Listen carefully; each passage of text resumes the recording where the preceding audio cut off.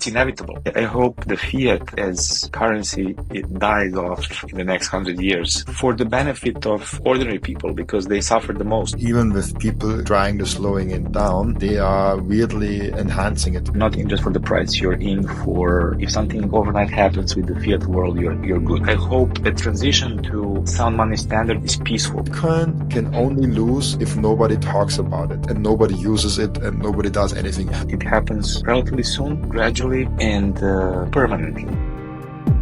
I saw in the research about you that you wrote an article about Bitcoin inevitable, like Bitcoin is inevitable. You also have a consulting firm for a company with the same name. Before we get into everything, why do you think is that true? Like, why do you think Bitcoin is inevitable, and can there not be like a black swan or something like that? Yeah, I mean, I think even in the article I write that any system can fail. So nothing is truly inevitable. Like, we can be hit by a meteorite tomorrow and disappear overnight, and no one would know that we ever existed. But in the context of our reality and the way we live lives, I think Bitcoin is inevitable because I think it is ultimately conducive to human behavior. So whatever that means, there are underlying traits of Bitcoin that are, I think, conducive to humans and how we want to transact value through space and time. And I mean, for example, that's the reason why we chose gold organically and spontaneously through time. And that now we have the emergence of Bitcoin with the, let's say, better traits compared to gold. So I think over the long run, I think it's inevitable because it will be chosen for all those underlying traits that Bitcoin has. So when I looked into the how would I describe Bitcoin, they say like it's inevitable. And in that sense, that's why I call the company and the whole endeavor kind of inevitable. But of course, with the caveat that nothing is inevitable. There is always a non-zero chance that something can go wrong, any system. Actually, I describe that in the article. I say life as such can disappear overnight. So, but I think the underlying traits of Bitcoin in this context of reality that we live in make it inevitable. Yeah, definitely, and everything has a risk. Even like there's this thing where as long as you live, you have risk. Absolutely, absolutely. Yeah, everything is risk. Yeah, every move actually that you make is in a way a risk, an opportunity. So. Yeah, and you can even if you stay at home and you're isolated, then you eat something and you choke on it because nobody can help you because you're alone. Like there's so many things that can go wrong, and but in time when people say Bitcoin is inevitable, for me it's more like Bitcoin is the safest bet for the future. Like it's the best way to protect yourself in the future. And you also have a really interesting subtitle, and I never heard the connection between Darwin and Satoshi, the connection between evolutionary biology and Bitcoin. Why did you make this comparison, and how do they connect? Oh, that's a great question. How would I summarize that? I think the evolutionary biology gives us a good link to how we came about, and then we link that to how we are grouped as species, and then what we do as species, of course, etc., etc. I'm trying to summarize a long time frame in a couple of sentences, but we moved from being animals just living life to some kind of humans later that engaged in barter trade. So, and then we talk about money later in Bitcoin. So I think if we really want to understand why I say that Bitcoin is conducive to life as such, we have to go back to evolutionary biology and really seek for those answers, how we evolved as humans, and then why animals do certain things. Of course, if you accept the theory that we evolved from animals and not animals, but like the Darwinistic Darwinian theory of evolution. So all species basically have certain behaviors that help them reproduce and protect themselves. And they do that depending on their level of development. So it differs from what bacteria do and what humans do. But we're all in the business of extending this DNA chain, basically. So life is basically layer 2 of DNA chain being layer 1. That's why I have this connection, make this connection between Bitcoin layer 1 and the DNA. Actually, we talked about it in one of the X spaces we had a couple of weeks ago. So yeah, I think that there is nature builds this strong base layers around which it builds abundance. And I think Bitcoin is that layer 1 of certainty of the way people can transfer value through space and time, around which abundance will be built.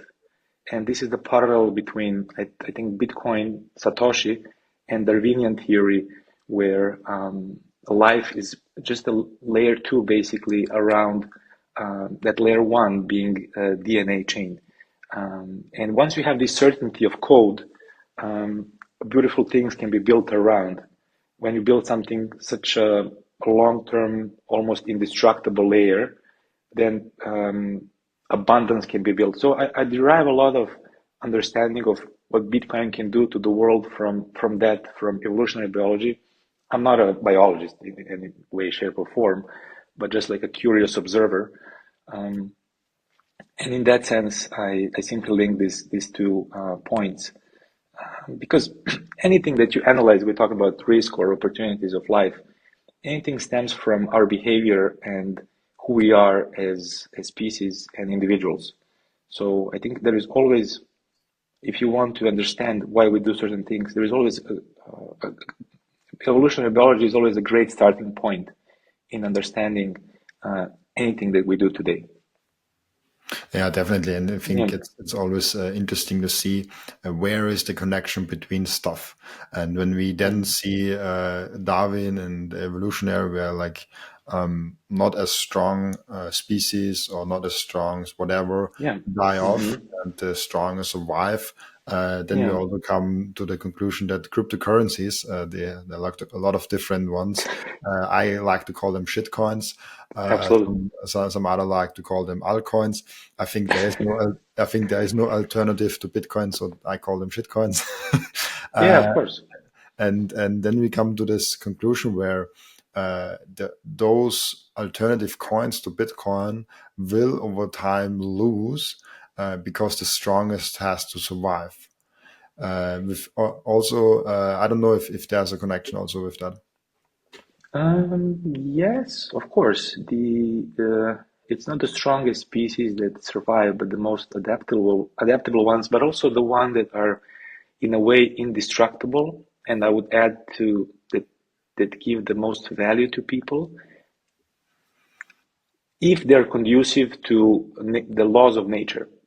So that's why we have this decentralization in Bitcoin that is conducive to nature. Centralization is not conducive to nature. At least not at the level that we see centralization today. And I always compare, for me, Bitcoin is like gold tokens, and altcoins or shitcoins are like a car wash token. They might have some utility, but they cannot be money, because a person owning a car wash can print these tokens for his friends to wash the car. Maybe in that ecosystem they can wash car and have fun, and maybe it can have some utility, but it cannot become money. So I'm not even if we are in the business of trying to improve the world, okay, we can talk about sometimes about altcoins and shit coins, car wash, but life is not about just washing the car. There are so many things that Bitcoin solves and embraces in this equation. So yeah, I make this clear distinction between Bitcoin and shitcoins, um, and I have no doubt that there is a difference between these two, and it's not about survival of the fittest. Bitcoin is, in a way, um, undoubtedly the fittest and the strongest. There is no competition in that sense. Yeah, I mean, I think as you said it, Yeah. altcoins are not even in the competition to Bitcoin. It's Yeah. not even they're not even competing for the same thing. They're maybe marketing as the Mm. same thing, but they're not. Exactly. Exactly. What would you say is the biggest competition if Bitcoin like even if it has no real competition, Hmm. there's Hmm. no comparable stuff like that. But what would you say is like the biggest competition to Bitcoin that we have to go over? Is it like fiat currency? Is it more like Yeah. gold? Is it real estate for the store of value? Yeah. For me, competition of Bitcoin is Bitcoin 2.0, next version of Bitcoin that will emerge maybe 200 years or 100 years or 300 years. More sound money. But I'm for that competition. I don't see, and I'm not saying this, let's say, to kind of brag about it in a way about Bitcoin, but the way Bitcoin is currently structured with the hash power, the centralization, um, I believe it doesn't have competition currently. And you know what? I would like to see the soundest money win. And if there is a better version of Bitcoin available, call it how some name, whatever, um, I'm really happy to see that because I would really like the world to move on to the sound money standard rather than anything to use any. I'm not invested in Bitcoin as much as in the sound money as such, and Bitcoin is currently the soundest money that humanity has available. So this is, let's say,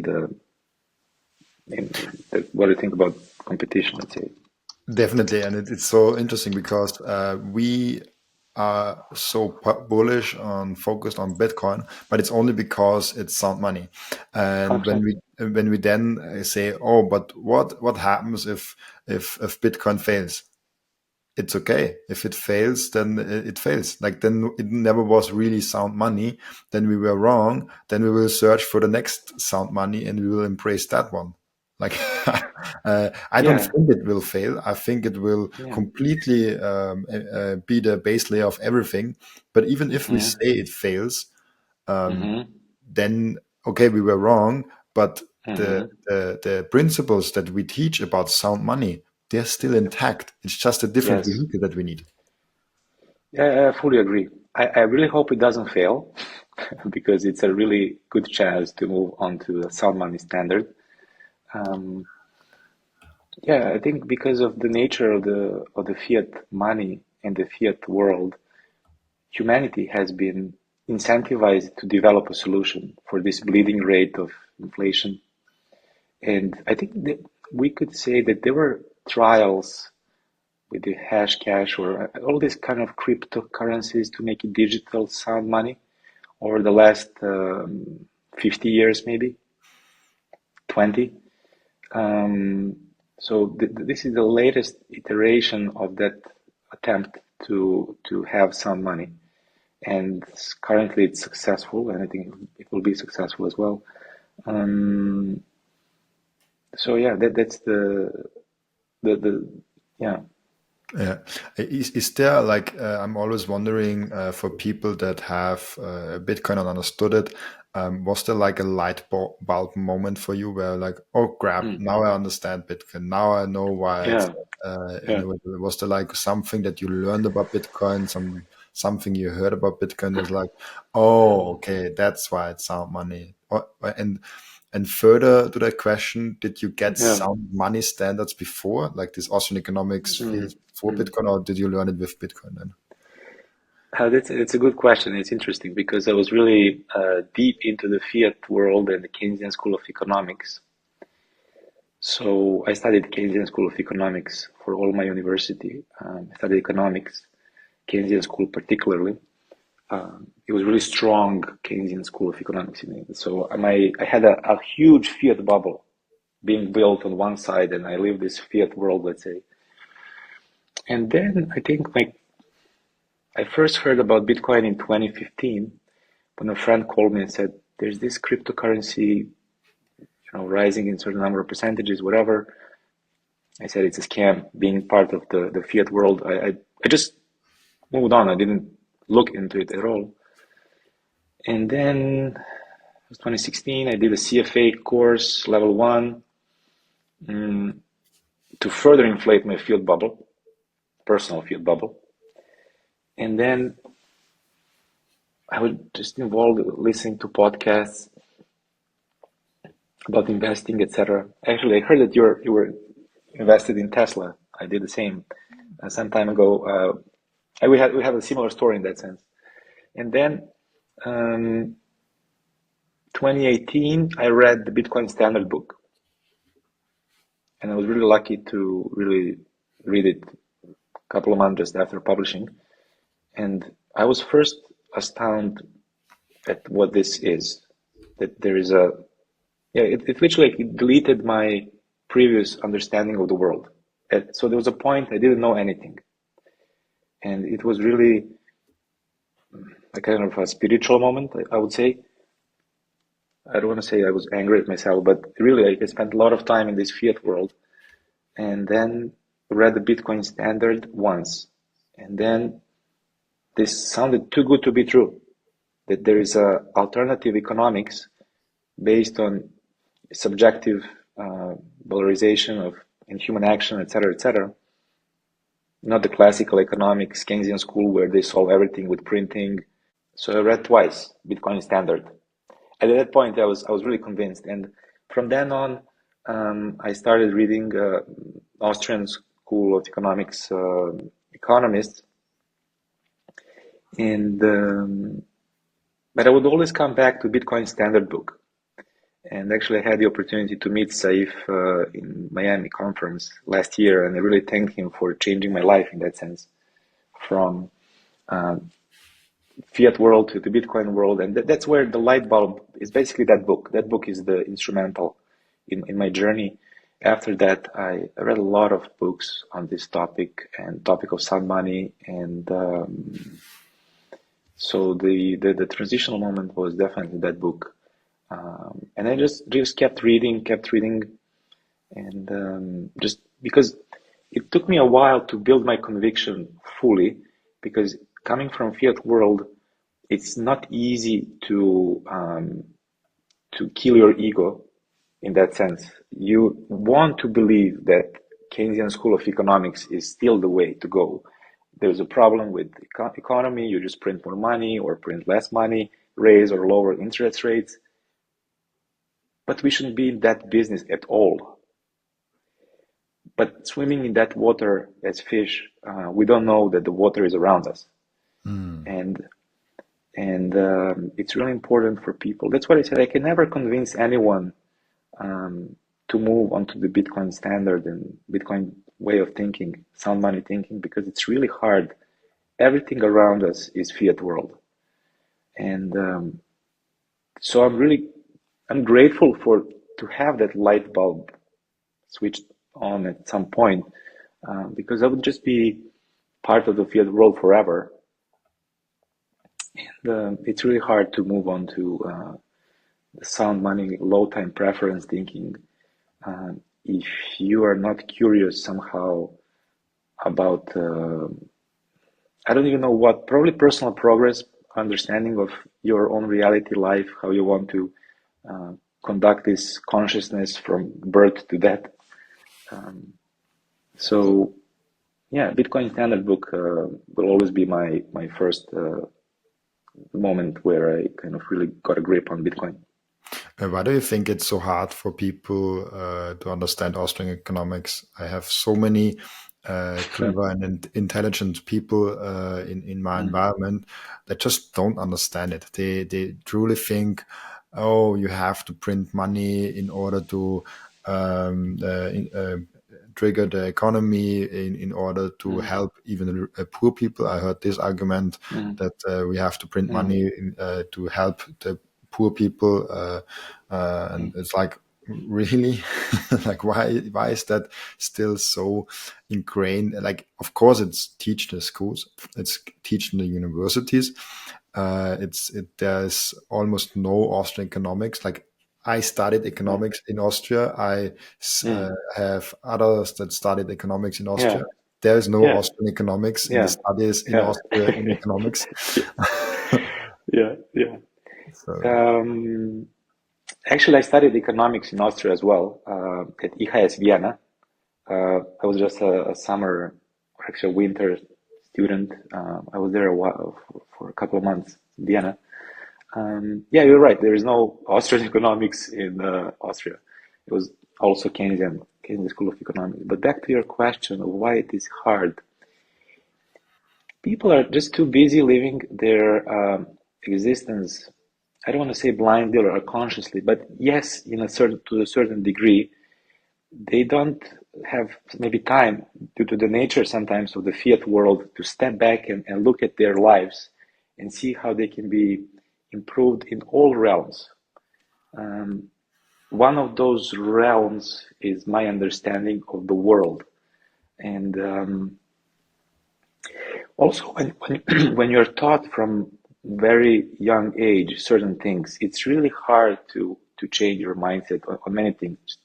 It can be nutrition, exercising, the way you conduct yourself in public, whatever you're taught for a long time, whatever is the main narrative, it's really hard to change it. We can, link that to evolutionary biology, if you want, or early societies, where you have this main narrative that has to be propelled into the future forever, and we're all invested into this main narrative.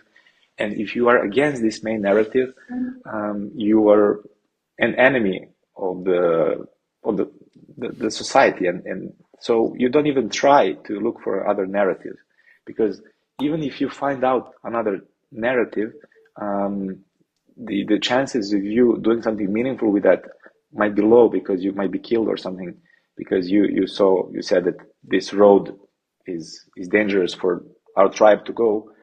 We'll all go that road, we all die, but you would be killed if you say that. I really don't know. I think it's a personal, it comes down to individuals, and it comes down to this kind of individual accountability and responsibility to try to understand the world the best way possible. And this is where the answer lies why people don't want to understand, not only Bitcoin, but a lot of aspects of reality that are part of the narrative. I would say Bitcoin is just one part of the narrative. The fiat world is, fiat money is just one part of the fiat world narrative. So it comes down to, if I had to summarize it in one sentence, I would say to desire for personal growth, because that's where the answer lies for understanding of anything, including Bitcoin. Will that change once we get to a full Bitcoin adoption of like 50%, 80%, 90%? People will get then Austrian economics more, will be they teach Austrian economics in schools, and also, like, how do you see society changing on that? Because I think there's like, we're now in a really small group of people that are pushing Bitcoin adoption, are really early adopters. So we are in like a really small group of people that see something in the future. But once everybody is in there, it will be a different kind of Bitcoin community. There will be no actual Bitcoin community, I think, Yeah. because it's like, I now have a Bitcoin only podcast. I talk every day about Bitcoin.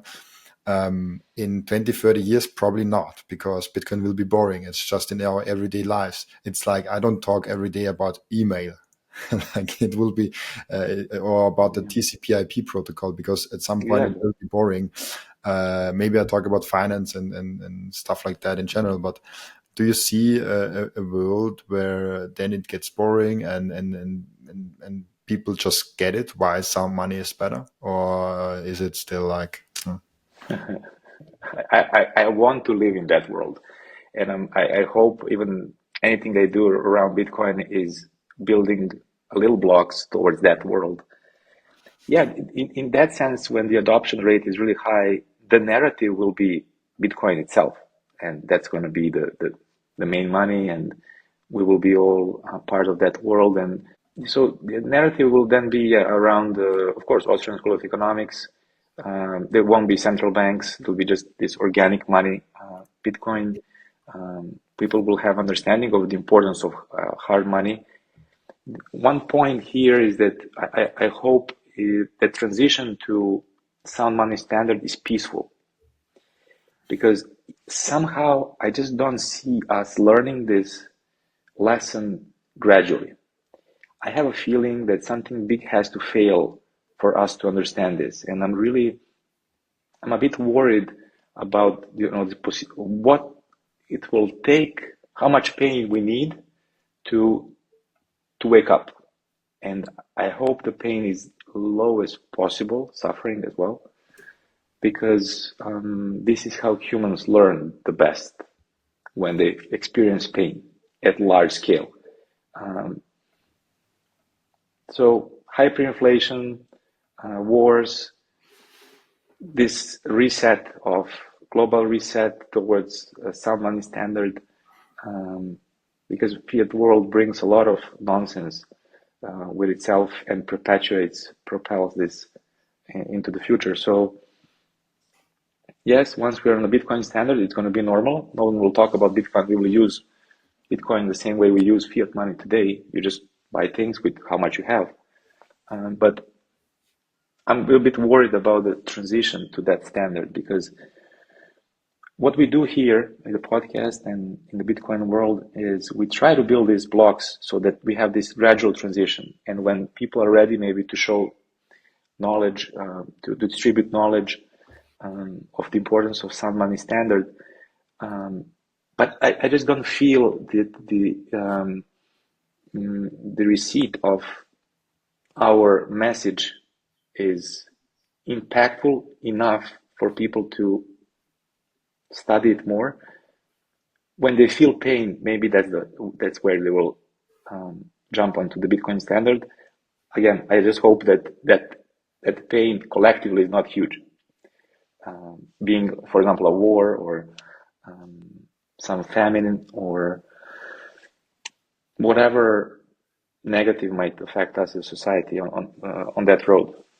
Yeah, it's fascinating to think of, like when we talk about the rise of Bitcoin, there also has to be a fall of fiat, right? There has to be a decreasing of fiat and also fiat mindset, and an increasing of Bitcoin and Bitcoin mindset or sound money mindset. Do you think, do you have like a timeline? If you like, oh, I think fiat will not survive the next 50 years, will not survive the 100 years, could survive 200 years. What are your thoughts on the fiat monetary system?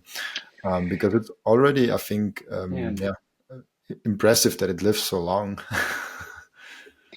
Unfortunately, it can live for long more. And that is because of how smart they cut us at this bleeding rate of two programmed inflation is, of course, 2%, but we were not talking about 2%. We're talking about 5, 10, who knows, 50, who knows. It's just not 2%. But the way the lion cuts the whole herd to bleed thousands of antelopes, 2-3% per year, can last for a long time. And that's what I'm afraid. The biggest risk to this narrative is that the lion, I call it a lion, it's a central bank, cuts us more. And then we wake up at a large scale, and then we turn on to the lion. But if they keep this narrative where they keep the prices stable, they're not stable, far from it, they rise incredibly, but people are still buying this. People are buying this narrative. And I think it can survive for at least 20, 50 years even 100, if there is no major problem with the dollar being global reserve currency, if they somehow manage to service this debt, to print, to keep interest rates at reasonable levels, inflation as well, this bleeding can continue. But again, inevitably and ultimately, I think something will happen, because the system is not sustainable. There'll be an antelope. That's Satoshi who actually was that said, like, hey, guys, we're bleeding. I have a solution. This is how we heal these wounds, and how we even turn to the line and say, look, we don't want to attack you. We can gradually heal ourselves, and you just go away. You just go away. We know how to deal with ourselves.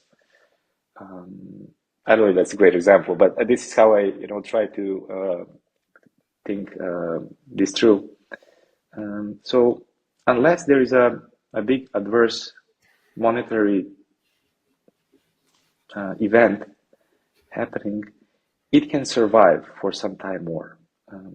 The global reserve currency, being dollar, it's not that easy to overthrow as a global reserve currency. That's not easy to do. And I think we're not even in the business of doing it overnight. We want transition to be somehow gradual, so there is a time for adjustment. Again, I think anything that could happen really suddenly can lead to some kind of social uprising or something. So I'm not even advocating for a fast transition, but I would like to see the end of fiat by the end of this century. I think fiat will be around even then in some countries, not in the form maybe that it is today. Could be linked to either Bitcoin or gold over the next 50, 100 years. But I hope the fiat as this currency, medium of exchange, unfortunate store of wealth, it dies off in the next 100 years for the benefit of ordinary people, because they suffered the most through inflation, through currency devaluation, through fruits of their labor being devalued for inability to save long term in the money that they earn. So I really hope it happens relatively soon, gradually, and permanently. But that's another story, because once we get into something permanent, then we get a bit lazy as society. Then these ideas of some fast improvements like Fiat had. Fiat is basically the improvement on a layer of gold, where we could not transact gold so fast and large distances. So we accepted Fiat. Even that was not Fiat.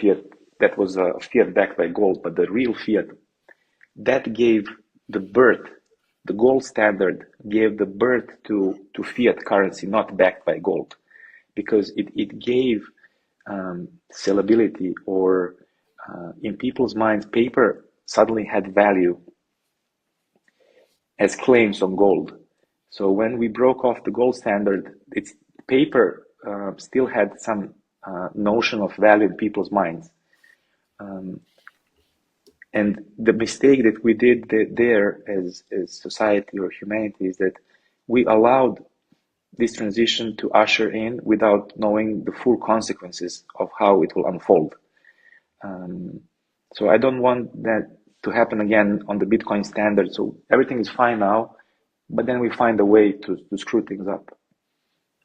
So I advocate for this serenity in politics and economics, to see things from the first principles and build on the top of that, not from some inflated layers and questionable economic policies that are really not backed by reason. 21 Bitcoin is Bitcoin only from day one, and they teach and preach self-custody. This is my go-to exchange when someone asks me, oh, where can I buy my Bitcoin from? This is the easiest entry for Bitcoiners. And if you want lower fees, plus at the same time support this podcast, use code Robin and click the link in the description. Will there be something built on top of Bitcoin like a credit system? Or is there even the threat that there will be some fractional reserve system on top of Bitcoin because people are too lazy to self-custody? That's already happening. I think that's also inevitable, but these are kind of pockets of human effort that I think cannot have the negative impact on the Bitcoin layer one. People will always strive for ability to transact faster, to somehow do with something with Bitcoin on some kind of layers two in certain ecosystems. I think which is fine as long as that ecosystem synchronizes itself with the Bitcoin layer one, even over time. So I think unless that inflates to the point where it over kind of powers the network, I don't see that well, but that can be a slight risk. But I don't see, because people will go back to layer one and build again if something bad happens in these layers two of how people use Bitcoin. Do you see any other hurdles or risk of threats to Bitcoin in the coming years when you see everything going on? I think even the Bitcoin ETF, some people see it as a threat. I think you wrote an article about how it's a Trojan horse, like it's not a threat on Bitcoin, it's a threat on the fiat system. How do you see like future threats? And maybe second question, how do you see the Bitcoin ETF playing into this? Thinking about future threats, the threats that I see could be somehow linked to the 51% attack that explained to me that it's really hard to do even if you're a nation state. So that could be, if someone could challenge the indestructibility of the Bitcoin blockchain, making Bitcoin every 10 minutes, discovering it, of course, they're already written in the code. That could be a threat that is kind of legitimate to me. And so far I have not heard of a good argument that somehow or something could. We talked about quantum computers or this kind of advanced computing power that could somehow come into the equation and maybe perform this 51% attack. But I'm not that technical to go really to the depth of it, but the way I understand it, it's not easy. So because I see Bitcoin is just a code that works, decentralized code that has its protocol, and we humans give it value, and we humans see it from kind of a bird's eye view, and Bitcoin is just a layer of something happening. So our perception changes every day that we see in the price. How we perceive Bitcoin, it's not relevant to Bitcoin itself. Sometimes I think I wrote it in our Telegram group. I'm laughing at this, how humans see such a pristine protocol. It just makes Bitcoin, and it just keeps living, and we are giving it price today, 10,000, 3,000, 5,000, 40,000, 100,000. It's like we still live in this fiat world on kind of on the top of Bitcoin. Well, Bitcoin doesn't care; it just does what it does. So the threat, and I'm not saying this kind of to be irresponsible to say there's no threat. Of course, any system can be attacked somehow, but as long as the code itself is intact, I don't see a real threat. There is a threat to adoption, let's say. Threat to adoption. Government can ban its use, possession, transaction over borders. nationally. There's many ways that adoption can be slowed down. So, but ultimately, I think that it's inevitable because people will find a way to heal those wounds for themselves and their families, and they will be willing to even relocate to move on to the standard under which they're not bleeding at the rate of where that jurisdiction is asking them to bleed. So I don't see a threat to the code, let's say, but I see that always threats to the rate of adoption, because that's something that can be impacted by policies. And yeah. And I totally agree with that. I think that you cannot stop Bitcoin, you cannot ban Bitcoin, you cannot do anything with Bitcoin, except as like a black swan that is just impossible to predict. Other than that, you can just like slow it down or accelerate. I'm obviously trying to accelerate it with a podcast. I'm trying to get the signal of Bitcoin out there. Others try to slow it down. But I think even with people trying to slowing it down, they are weirdly enhancing it. If you see the countries that try to adopt Bitcoin, all of a sudden the interest in Bitcoin rises in that country. So even if you pay, like I have this example I brought up, I think one or two times in my podcast. A professor in a university close to me taught about a certain topic that was not related to Bitcoin at all. But he always uses the first 10 to 15 minutes to shit on Bitcoin. Wow. And I was sitting in that lecture, and it didn't not even has to do something with economics. It was a technical course about cybersecurity. So it's like, what has this to do with Bitcoin? Of course, it's a blockchain, and blockchain is a technology you can use, but cybersecurity, it has nothing to do really with Bitcoin itself, and it's an introduction course. And he used this first 15 minutes to say like fat about the environment impact, about how it's bad to have a money with an indestructible ledger. And I'm sitting there and I'm like, he's doing a really good advertisement for Bitcoin, because there are 500 students in that room that all of a sudden think, what's Bitcoin actually? Why is he talking now about Bitcoin? So even if you're a hater, even if you say bad stuff about Bitcoin, there's one guy in there that for the first time ever asked himself, what is Bitcoin? Went home, researched about Bitcoin, and this was like, oh, interesting. That is something. And then in this lecture, probably one Bitcoin Maxi was born. But 499 probably bought that narrative. That's also yes, they bought maybe the narrative, but it does not matter, because the people that bought the narrative are people that are not critical thinking anyways. So for them, the chance to get Bitcoin is slow, and they will get it. And Bitcoin is then in their minds. They have a bad narrative in their head about Bitcoin. This is bad, but they have Bitcoin in their head, and this is the crucial part. When Bitcoin then rises again to higher numbers, they're like, oh, I heard about Bitcoin a year ago. Now it's rising up again. Now it's crashing down. Like, Bitcoin can only lose if nobody talks about it and nobody uses it and nobody does anything. Like, as long as people keep it in the loop and talk about it, and people have such a great incentive to talk about it. The haters want to talk about it because it gets attention. People also want to talk about it because it's such a great technology.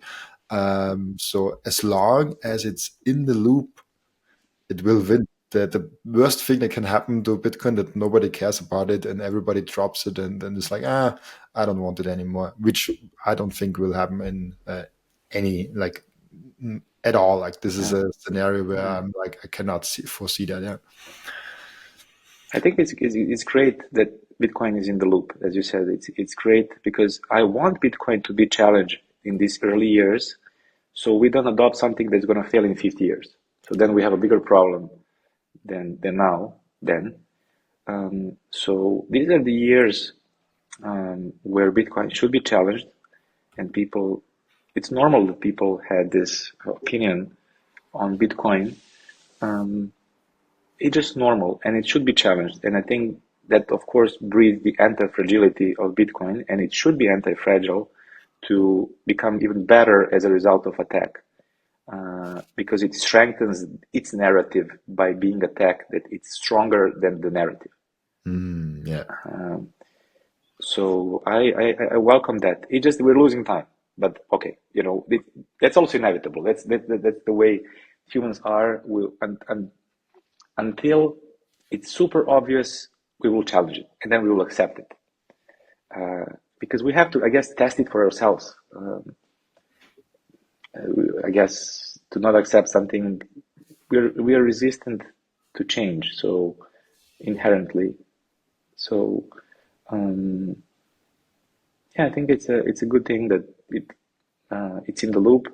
Of course, I don't like hearing negative things in that sense, as that professor was doing, because it simply delays the adoption. If he came to that lecture and said to 500 people, students, today I learned something meaningful, and I would like you to kind of maybe to get you curious about.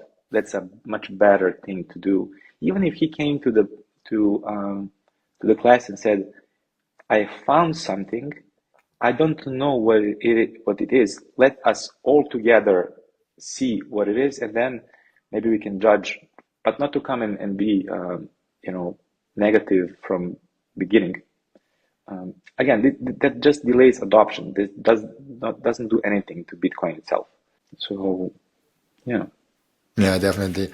What's your current take on the Bitcoin ETF? Now we are a few weeks, I think, now even like months into the journey. What did you thought before? Yeah. What did you think now of the Bitcoin ETFs? What will they do in the next 2 years for Bitcoin? It's a tricky one. It's a tricky one because Bitcoin ETFs is the touch point of the fiat world and the Bitcoin world at a large scale. Bitcoin ETFs are the way for Wall Street to touch the Bitcoin world. Bitcoin ETFs are still just a claim on Bitcoin. There's no self-custody there. So at this point, it's early to judge its full effect. I said it even in that article. It's obvious that the ETFs will affect the price positively. It's simple as that, because there's a wall of money from Wall Street coming into Bitcoin ETFs, and I have no doubt that price will rise as long as the ETF narrative is supported by the biggest institutional investors, even now pension funds coming in. And but I want us to be, the English word wary, or like not worried, but like to have like a rational concern where what's actually happening is that ETFs are buying Bitcoin, being under custody of one particular jurisdiction, where it could be seized with one piece of paper by a government. So if that's a risk for me, that it's like a legitimate risk, because now Bitcoin at lower price, let's say, was distributed more, then it's going to be distributed after the wall of money comes into ETFs. So centralization of the custody under certain jurisdiction.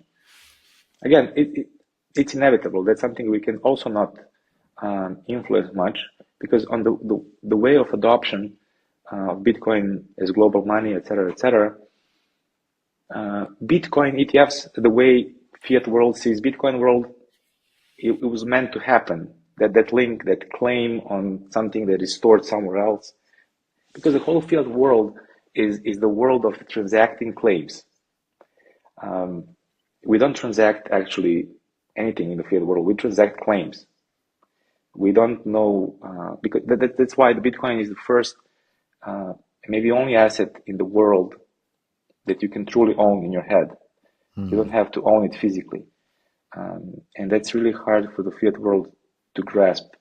So Bitcoin ETFs, I say I'm neutral. I was a bit negative about at the beginning because and that's when I wrote the serial hodling, the Trojan horse of the Bitcoin world, centralization of Bitcoins in a certain jurisdiction. And because I understand Bitcoin ETFs are the alternative to self-custody, especially for now US customers, et cetera, and it's going to bring the price up, and the price going up will increase interest in Bitcoin because numbers go up, technology, et cetera. But I just invite a reasonable skepticism from the Bitcoin standpoint. I'm not saying it's bad or good. Like I said, I'm neutral, but to give it time and to see how things go. I'm still, whenever possible, advocating for self-custody. That's where the power of Bitcoin lies. The ability to access the layer one whenever you want, transact value through space and time. That's where the power of Bitcoin itself is fully manifested. Because if you're just in for the Bitcoin price, great. I mean, I respect that, no problem. But to fully unlock the potential of Bitcoin, I advocate for self-custody. I know it's impossible in some cases, but I hope, I think it's not that hard to self-custody. But you need to understand why you're doing so. That you're not in just for the price. You're in for, if something overnight happens with the fiat world, you're good. There's no, to sell a Bitcoin ETF, it's still a claim. You have to go through the system. There's a potential censorship involved in buying, selling Bitcoin ETF. So direct access is through self-custody to Bitcoin. So again, it is what it is. I'm neutral. It's yet to be seen the full effect of Bitcoin ETFs. They will for sure increase the price of Bitcoin denominated in fiat currency, simply because of this wall of money coming in for the number go up technology. I think people are not buying ETFs to feel they own Bitcoin somehow. They own the exposure to the price increase over time. That's what they're buying. So I think that article that I wrote, I still stand behind it. It's a good, a little warning signal to the world why this could end up bad. But again, feel free to use Bitcoin ETFs for all the good, let's say, aspects, but always be a bit cautious of what you're actually buying. As anything in the fiat world, you buy a claim, and then the claim somehow is said not to be worth anything, which can happen to fiat money as well. I mean, anything in the fiat world. I'm always fascinating how Bitcoiners are diving deep into topics, as you dove deep in different topics, and you also wrote about stuff on Medium. And what are you currently watching or reading or learning about? Like, is there some current topic in Bitcoin or even outside of Bitcoin? What are you currently investigating, learning about, going deep on that? It's a good question. I actually started watching a series of Michael Seyr and Robert Breedlove recently. It's a beautiful series of conversations. I think it happened in the pandemic when they just sat down on Zoom and discussed for hours the history of money, philosophy, and they had time to step back and look into Bitcoin from an amazing perspective. Talk about the Roman Empire, and I learned so much from that. I also saw there is a great course that I want to enroll in on Saylor.org, where I did the Austrian School of Economics course. I think level 1, but there are other levels as well. And I'm just enjoying our Telegram group where we talk about a bit of sometimes nonsense and a lot of sense. But it's fun to be there. X spaces are now becoming interesting area also to be part of. X is actually one of the last kind of mainstream truth forums available, where you can actually talk about the base layer of truth as such and not being censored. So that's I know there's an Austria as well. I'm unfortunately not yet part of it. Um, so yeah, and honestly, I was just going through the Bitcoin Standard book. I go from time to time, and I think that's the book I want to reread for the who knows fourth time. Um, yeah, so these are kind of Bitcoin is such, and low time preference also led me to a lot of topics of personal development, from exercising, nutrition. So it extended my interests, because now that you can save in Bitcoin and hope to live long enough to preserve the value of your earnings, you lower your time preference, and then you can get interested in other subjects and study, how you can make your life better in many other areas, not just Bitcoin. But yeah, in terms of Bitcoin, um, it's always good to study further Austrian um, School of Economics economists, um, because that's where I guess that the truth base layer lies of how economics works and what economics is. If you're people interested in that human behavior, how we transact, why we transact, and what are those laws, conditionally speaking, of human behavior. Um, so yeah, Yeah, these kind definitely. of these areas, yeah. And we can always it's fascinating for me because I'm now 4 years around that time in Mm, Bitcoin, and every mm, year I learn something new. With every podcast guest, actually, I learn some new aspect of it, a new mm. perspective, a new phase of it, a new technical stuff, a new whatever. Like there's always something new in there, and it's Amazing. fascinating for me to learn so much about this great technology and being able to document the life of it and the adoption of it. Yeah, and we're having an end routine in the podcast where Mm, the previous guest is asking a mm, question for the next guest. mm. And it's an interesting one, and we did not touch on that too much. Yeah. How do Mm. you see Bitcoin as payment network, Bitcoin as a payment option going over the next years, the adoption of Bitcoin as a medium of exchange and unit of account? I also think that's inevitable as part of the Bitcoin journey. That's going to be layer two, Lightning Network, or whatever version of Lightning Network. I tested Lightning Network several times, and of course, it's instant compared to traditional ways of transacting. Um, I think, yeah, it's going to be coupled with the store of wealth component of Bitcoin being layer one. And then in layer two, we will be able to have these wallets where we transact really fast. Other day, I was riding in a taxi with a friend, and we paid taxi by card, debit card, let's say. And that transaction took 14 seconds, let's say, which is fair. And I know that that transaction can take 1 second, let's say, if it was a Lightning transaction. So I told my friend, this is why the Bitcoin transactions will win, because they solve this 13-second problem. This taxi driver, 13 seconds times how many payments per day, 13 times how many days he works through career, maybe it doesn't add much, but it's enough to incentivize us as a whole to even subconsciously seek better solutions, not to mention fees. That's another story.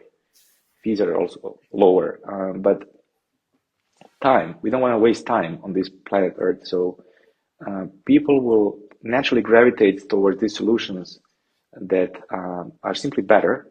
And I think Bitcoin payments will definitely be a reality at a much larger scale that they are now, simply because they solve this problem. They're faster, easier. But we should also acknowledge that the fiat world did really its best to simplify payments. So the transition to sound money and Bitcoin is kind of more blurry. So they made it easy, relatively easy. It's 14 seconds. It's not one, but it's not 5 minutes. So they narrow this gap, and that what makes the move onto Lightning or Bitcoin Standard or this way of thinking a little bit not harder, but it can take time for people to collectively lose enough time to want to move onto this payment network.